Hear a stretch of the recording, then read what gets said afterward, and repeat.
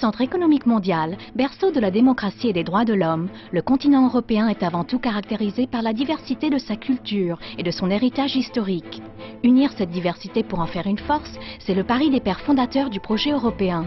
Aujourd'hui, l'Union européenne rassemble 27 pays qui partagent leur souveraineté, dont 17 partageant leur monnaie et plus de 500 millions d'individus disposant d'une citoyenneté commune. La construction européenne a donc rempli son objectif d'apporter la paix sur un continent qui était autrefois le premier champ de bataille du monde. Mais 60 ans après son lancement, c'est un autre objectif, condition du premier, dont la réalisation est menacée de manière inédite, celui de la prospérité durable. La crise économique, politique et sociale majeure à laquelle fait face l'Union risque de l'emporter avec elle. Cette crise a pris racine dans les déséquilibres nés à l'étranger, mais aggravés par les faibles institutions centrales de l'Union et également d'un processus d'intégration inachevé. Aujourd'hui, les jeunes générations payent par le chômage massif et durable le prix de ces hésitations.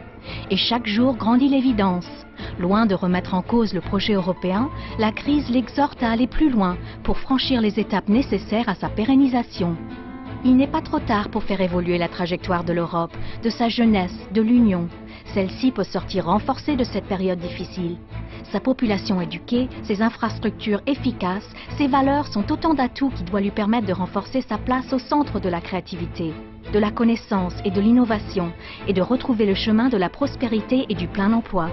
Cette renaissance de l'Union passera par un renouveau institutionnel, intellectuel et démocratique audacieux, dont il est temps aujourd'hui de tracer les contours. S'il vous plaît, joindre l'Europe, prochaines étapes, organisées par le Berggruen Institute on Governance, où des idées pour répondre à la crise de l'emploi seront présentées, où les prochaines étapes de la réforme institutionnelle seront débattues, et où les implications des prochaines élections parlementaires seront explorées.